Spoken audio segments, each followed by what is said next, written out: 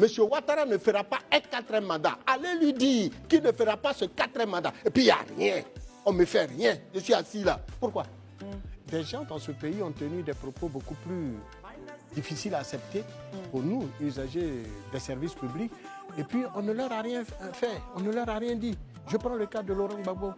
Mais c'est le même Laurent Gbagbo qui a dit dans ce pays que M. Ouattara ne fera pas un 4e mandat.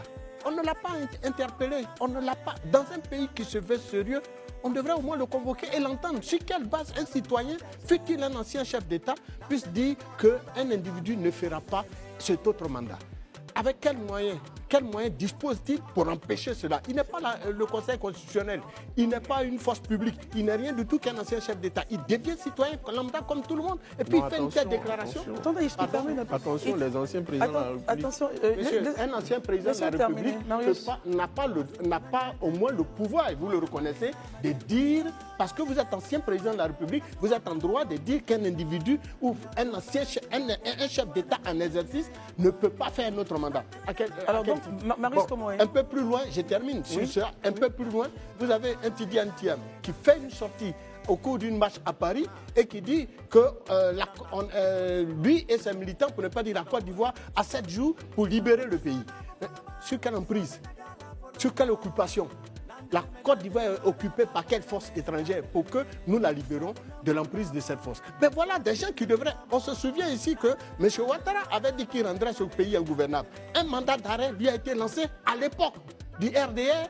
Pourquoi, pour le cas de M. Tidiane Thiam, on n'a pas lancé un mandat pour l'entendre sur ces questions-là? Et puis, bon, M. Brendoumi, député de la nation, il agissait au nom de qui? Au nom de son gourou, de son mentor, qui n'est autre que Tidiane Thiam. Donc, toutes ces déclarations allaient dans le sens de ce que Tidiane Thiam lui conseillait, puisqu'il est porte-parole de son parti. Ben voilà, donc moi je pense que, et comme l'a dit le président de l'Assemblée nationale, eh bien, les parlementaires ont l'obligation de répondre aux convocations des autorités compétentes. N'empêche que le dialogue institutionnel et puis les règles de démocratie se doivent d'être respectées. Et donc sur ce point-là, moi je suis totalement en phase avec lui. Mais je voudrais juste te dire que la Côte d'Ivoire est un pays sérieux.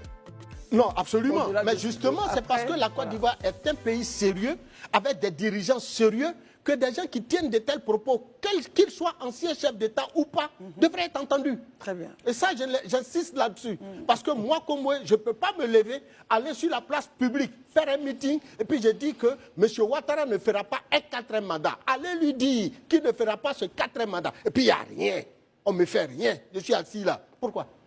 Et puis quelqu'un d'autre, parce qu'il a dit un petit truc sur justement cet autre mandat, il va en exil, il revient, on l'interpelle. Allez interpeller ceux-mêmes qui ont dit plus grave que ça.